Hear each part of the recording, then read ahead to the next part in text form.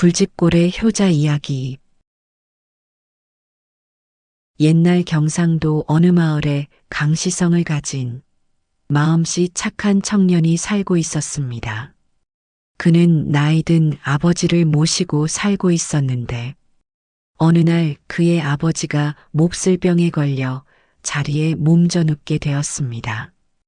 효성이 지극했던 강청년은 백방으로 약을 구하여 아버지를 간호하였으나 시간이 갈수록 차도는 없고 오히려 병세가 악화되어 이제 죽음을 기다릴 수밖에 없는 처지가 되고 말았습니다. 어떻게든 아버지를 살려야겠다는 일념으로 겨울 수박이 좋다는 말을 듣고 눈 덮인 산속을 헤매기도 하고 용의 비늘을 삶아 먹으면 낫는다는 이야기에 저수지나 늪을 찾아다니느라 지칠 대로 지쳐 있었습니다. 그러던 어느 날 자정이 지나도록 잠을 이루지 못한 채 아버지의 병환을 걱정하고 있는데 갑자기 문이 열리며 싸늘한 기운과 함께 소복을 입은 한 여인이 방으로 들어오는 것이었습니다. 강청년은 깜짝 놀라 말문이 막힌 채 벌벌 떨고 있었습니다. 놀라지 마십시오. 한 많은 여인이 소원을 풀고자 찾아왔습니다. 저를 도와주시면 은혜로 당신의 아버님 병을 낫게 해드리겠습니다. 여인의 음성은 구슬이 굴러가듯 청아하였으며 이목구비가 반듯한 얼굴은 절세의 미인이었습니다. 이윽고 정신을 차린 강청년은 자세를 고쳐 앉고 정중히 말했습니다. 무슨 사연인지 모르겠으나 날이 밝아서 찾아오시면 될 일이지. 이 깊은 밤에 이런 무례한 일이 어디 있습니까? 여인은 조금도 흐트러짐 없이 담담한 표정으로 말했습니다. 죄송하기 이를 데 없습니다. 그러나 화급을 다투는 일이라 조금도 지체할 수가 없습니다. 화급을 다투는 일이란 도대체 무엇입니까? 어디 한번 듣기라도 해보지요. 강청년은 의아한 생각이 들어 조급히 물었습니다. 여인은 잠시 망설이는 듯 조심스럽게 입을 열었습니다. 내일 아침이면 당신의 부친께서 세상을 떠나실 것입니다. 만약 제 부탁을 들어주시면 낫게 해드릴 수 있습니다. 그게 무슨 소리요? 사람 목숨 가지고 함부로 말하지 마시오. 강청년은 당황하였습니다. 더구나 이 이야기를 듣지 않았으면 몰라도 당장 내일 아침이라니 생각할 겨를조차 없었습니다. 무슨 청이든 들어주고 아버지를 살려야겠다고 결심했습니다. 무슨 부탁이십니까?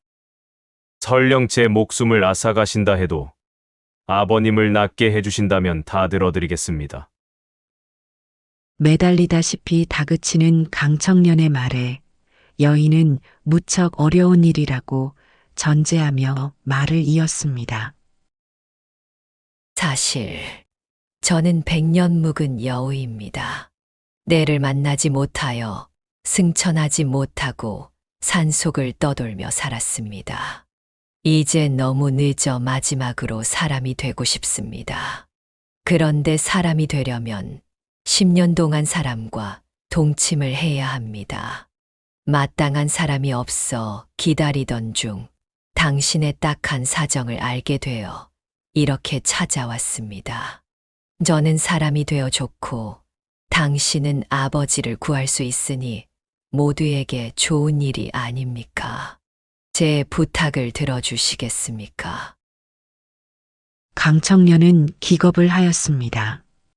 여우라니 온몸에 소름이 끼치고 머리털이 곤두서는 것 같았습니다. 도대체 어떻게 해야 할지 몰라 강청년은 망설였습니다. 하루도 무서운데 10년을 같이 살아야 한다니 죽는 것이나 마찬가지였습니다. 그렇다고 거절할 수도 없었습니다. 그것은 바로 아버지를 죽게 하는 불효가 되기 때문이었습니다. 몹시 어려운 선택일 겁니다.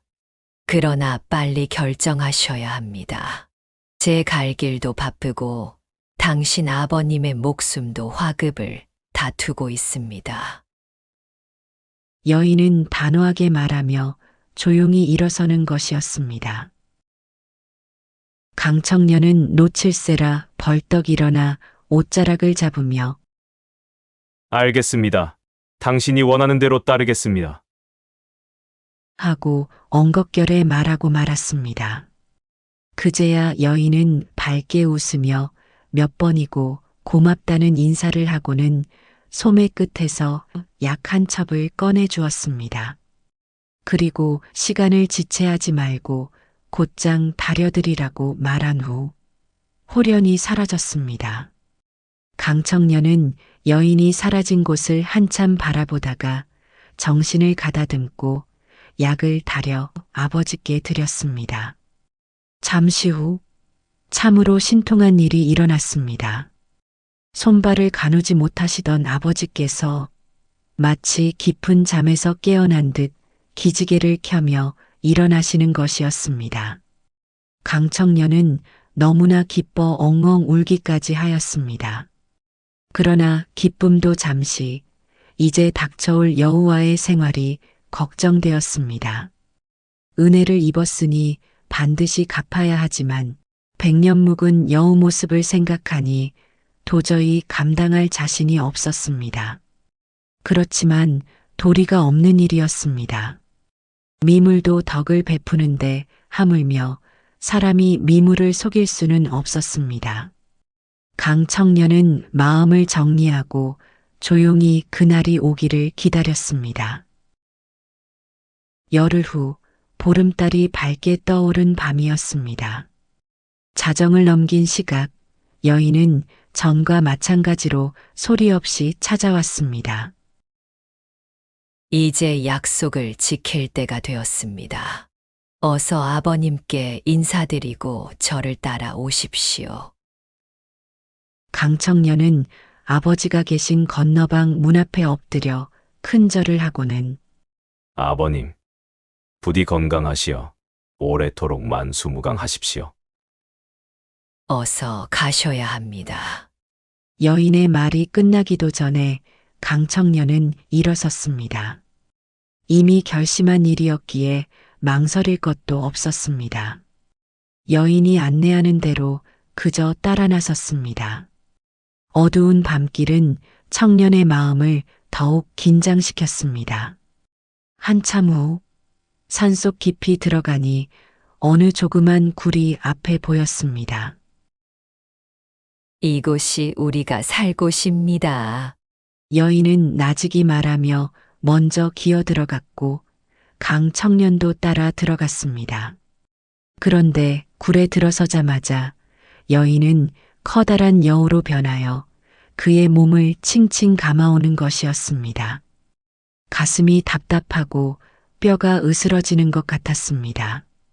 그러나 강청년은 눈을 감고 당연한 것으로 생각하고 참았습니다. 이제 너는 어쩔 수 없다. 10년 동안 너와 살을 맞대고 살아야 내가 사람의 정기를 받을 수 있고 그 후 너의 간을 먹으면 나는 사람이 되느니라.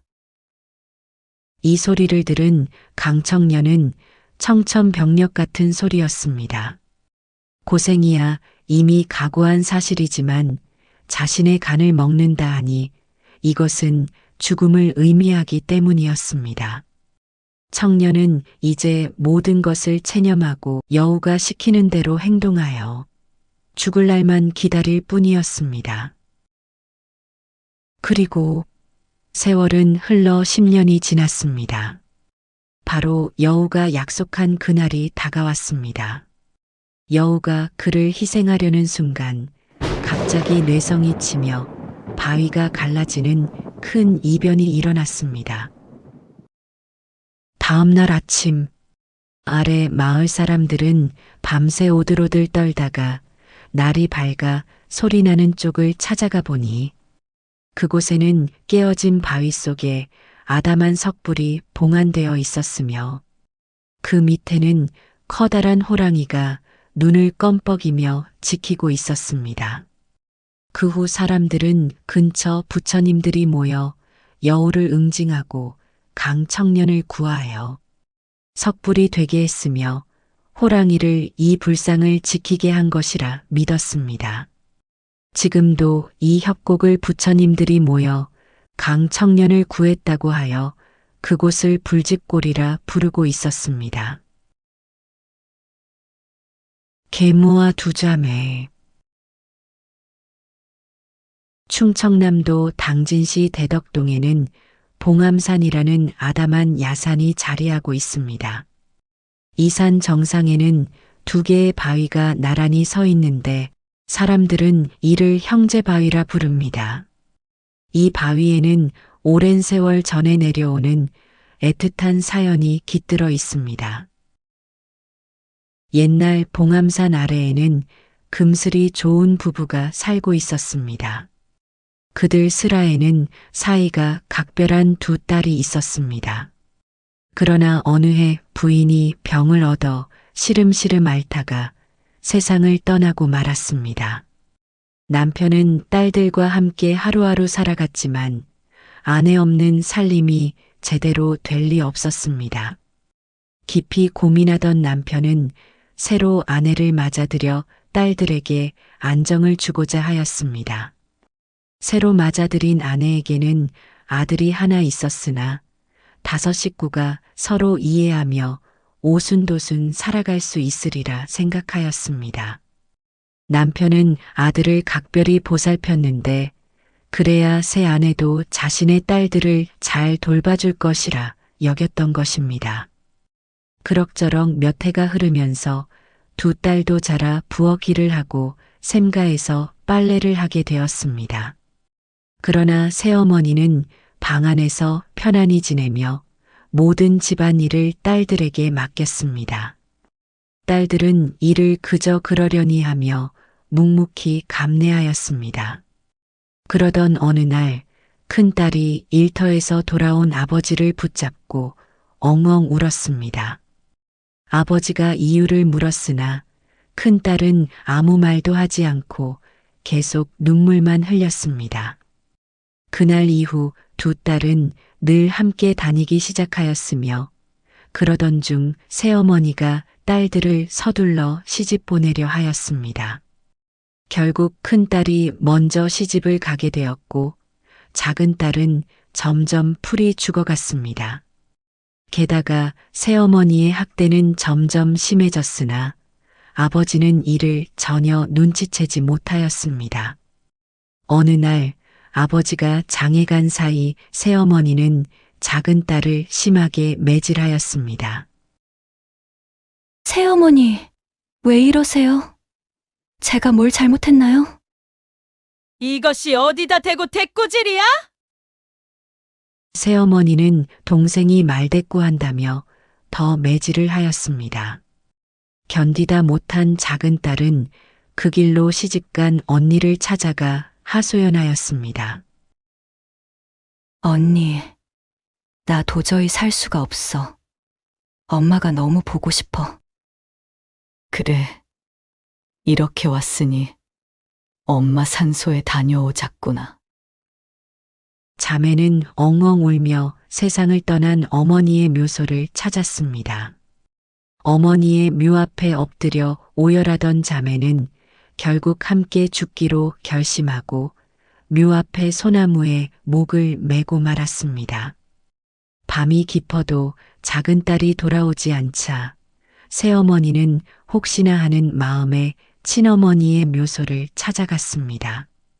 그러나 그곳에서 두 자매가 숨진 모습을 발견하였습니다. 새어머니는 깜짝 놀랐지만 본래 악독한 성격이었던 터라 아들과 함께 아무도 모르게 두 딸을 그 자리에 묻어버렸습니다. 그 후 마을에 부임하는 원님들은 부임한 당일에 모두 갑작스럽게 세상을 떠나는 기이한 일이 반복되었습니다. 그러던 중 한 젊고 지혜로운 원님이 부임하였는데 그는 담력이 대단하였습니다. 첫날 밤 원님이 잠자리에 들려하자 바람소리와 함께 촛불이 꺼지고 머리를 풀어 헤친 두 여인이 나타났습니다. 놀라지 않은 원님은 정신을 가다듬고 조용히 자리에서 일어나 물었습니다. 그대들은 어찌하여 부임한 원님들에게 원한을 품고 이러는가? 그러자 한 여인이 대답하였습니다. 원님께 원한이 있는 것은 아닙니다.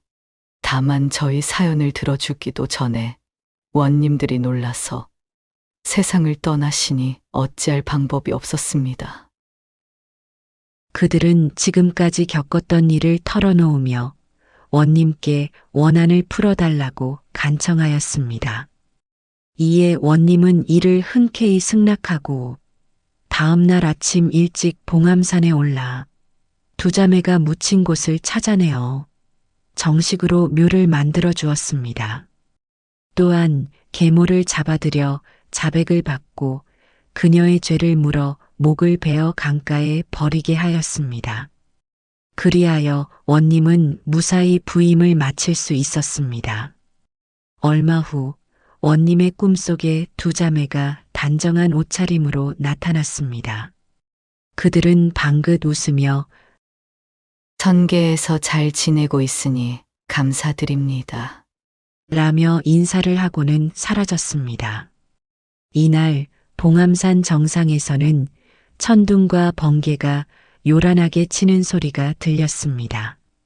원님이 사령을 보내 확인해 보니 두 자매가 목을 맸던 소나무가 벼락을 맞아 쓰러지고 그 자리에 커다란 바위 두 개가 솟아올랐다고 하였습니다. 원님은 직접 봉암산에 올라 바위 앞에서 큰 절을 올리고 이를 형제바위라 명명하였습니다. 또한 마을 사람들에게 이 바위에 돌을 던지거나 훼손하는 일이 없도록 하라고 명하였다고 전해오고 있습니다. 쌍화도의 사랑 이야기. 충청남도 보령군 소성리 마을에서는 언제부터인가 음력으로 3월 삼진날이 되면 어부들이 고기 풍년을 비는 풍어제를 지내오고 있다. 이 마을 앞 바다에는 쌍화도라는 섬이 있는데 이는 두 개의 섬이 서로 맞대고 쳐다보고 있는 듯한데 여기에는 두 남녀의 아름다운 사랑 이야기가 전해 내려오고 있다. 그 전설의 내력을 살펴보면 때는 조선시대 수양대군이 단종을 몰아낼 무렵에 한양에는 김도령이란 사내와 연인왕자라는 아리따운 여인이 살고 있었는데 이 청춘 남녀는 서로가 진실로 사랑하는 처지였다. 그러나 불행하게도 두 사람의 아버지 사이는 원수처럼 지냈던 것이다. 이러한 처지는 사랑하는 두 사람에게 크나큰 걸림돌이었으나 그래도 두 사람의 사랑은 날이 갈수록 더욱 깊어만 갔다. 그런데 어느 날 갑자기 김도령은 아버지의 명으로 과거 시험을 위해 쌍화도에 들어가 학문에 전념해야 하는 처지에 놓였다. 김도령이 떠나던 이별의 시간에 연인왕자는 하염없이 눈물을 흘렸으나 결국 김도령은 쌍화도로 떠났다. 그러나 쌍화도에 도착한 김도령 역시 단 하루도 연인왕자의 생각을 잊을 수가 없었다. 한편 단종을 패하고 왕위에 오른 수양대군은 단종을 추종하던 신하들을 역적으로 몰아처단하기 시작하였다. 김도령의 아버지가 그만 역적으로 잡혀 죽음을 당하였는데 그는 단종의 신하였던 것이다. 그에 반해 연인왕자의 아버지는 수양대군의 신하였다. 그러던 어느 날 연인왕자 아버지 방에서 쌍화도에 있는 김대감 아들을 처치해야 하겠소. 하는 말을 들은 연인왕자는 깜짝 놀라 당황하였다. 그리고는 이 사실을 조금이라도 빨리 알리기 위해 밤길을 타서 곧바로 쌍화도를 향해 떠났다. 그런데 이게 웬일인가? 쌍화도로 가기 위해 먼 길을 왔건만 심한 풍랑으로 배가 출항할 수 없는 지경이었다. 아무리 후한 배삭을 준다 해도 어느 누구 하나 선뜻 나서는 사공이 없었다. 저 멀리 보이는 섬에 김도령이 있다는 생각에 그녀는 자신이 직접 배를 저어 나갔다. 몰아치는 비바람도 아랑곳하지 않고 김도령이 있는 섬으로 향하였던 것이다. 그리하여 연인왕자는 겨우 섬에 다다르게 되었으며 섬에 닿자마자 목이 터져라 김도령을 불러대었다. 한편 김도령은 저 멀리 한 여인을 발견하고 이내 연인왕자란 걸 알아차렸다. 그러나 불행하게도 막연히 쌍화도로 찾아온 연인왕자는 두 개의 섬 중에 남쪽 섬에 찾아들었고 김도령은 북쪽 섬에 위치하고 있는 것이었다.